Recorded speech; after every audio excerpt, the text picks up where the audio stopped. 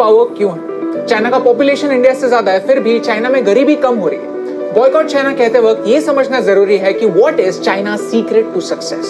In this video, we're going to discuss 3 things that made China successful and how India can learn from them. ये video उन 99% लोगों के लिए नहीं है जिन्होंने पहले से ही डिसाइड कर दिया है कि आत्मनिर्भर भारत पॉसिबल नहीं है। ये वीडियो उन 1% लोगों के लिए है जो कुछ सीखना चाहते हैं। ये वीडियो उस मैच्योर ऑडियंस के लिए है जो कुछ सॉल्यूशंस ढूंढना चाहते हैं। तो अगर आपको इस वीडियो में वैल्यू मिलती है तो प्लीज इस वीडियो को शेयर कीजिए, क्योंकि आज सभी को ये सोचने की जरूरत है कि हम क्या कर सकते हैं। हम ऐसे ही इंपॉर्टेंट इश्यूज पर रेगुलरली वीडियोस बनाते हैं, एक कॉन्वर्सेशन स्टार्ट करते हैं। तो अगर आपको हमारा काम पसंद आता है तो हमारे YouTube चैनल को सब्सक्राइब कीजिए और वो बेल आइकन दबाना मत भूलिए। India got its independence in 1947. China was freed in 1949. And for the next 30 years, India and China were at the same level. तो 1980 के बाद क्या change? China started becoming the world's factory. China focused on its economy, more so on its people.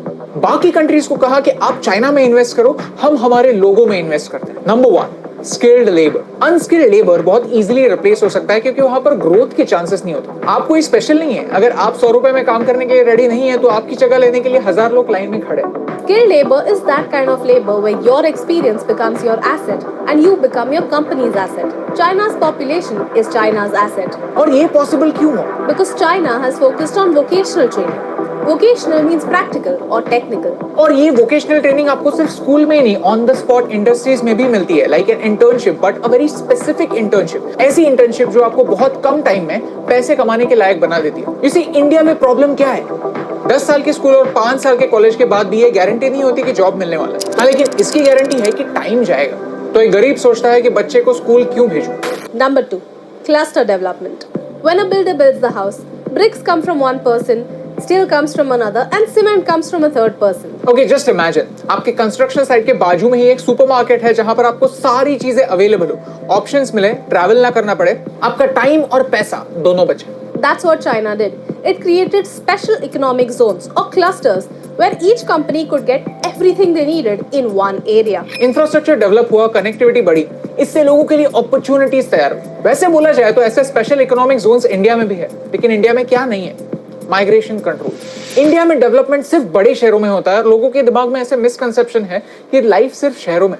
Our cities are already overpopulated, and during the coronavirus crisis, this unaddressed problem ended up becoming a humanitarian crisis.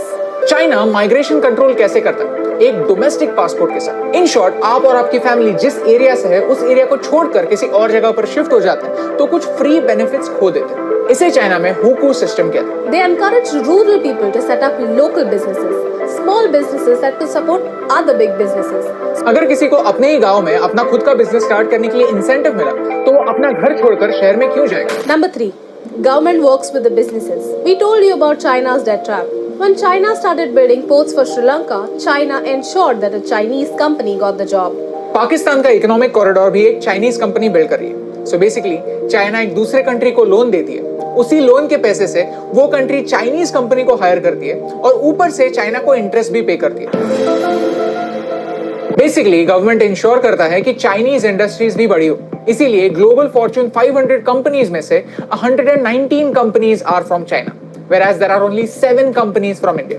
China industries को support करने के लिए infrastructure ready करता है। For example, the fastest train from Mumbai to Delhi takes a little less than 17 hours, whereas the fastest train from Beijing to Shanghai takes a little less than 5.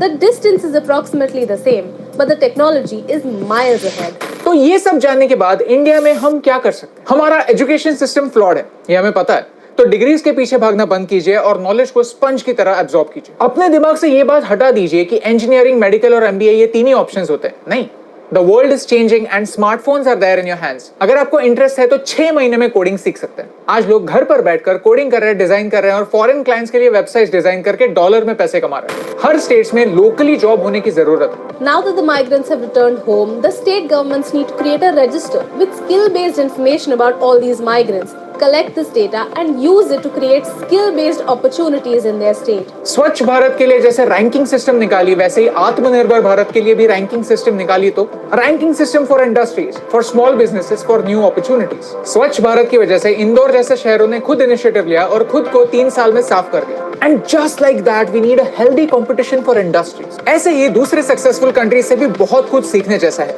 जो हम आने वाले videos में explore करेंगे। The question is, क्या हम Indians कुछ सीखने के लिए रेडी हैं? यस, तो इस मैसेज को शेयर कीजिए सो दैट एटलीस्ट एक डिस्कशन शुरू। अगर आपके पास आइडियाज है तो tell us in the comments. You see, infrastructure develop तभी होगा जब लोग लोकल बनना पसंद करेंगे। हमें वोकल फॉर लोकल बनना है, लेकिन एक ग्लोबल आउटलुक रखना है। किसी कंट्री के लिए दरवाजे बंद नहीं करने, दिमाग की खिड़कियां खोलनी है, क्योंकि चाइना से आइडियाज तो फ्री में आता है। हमें सोचना बस ये है कि हम क्या कर सकते हैं।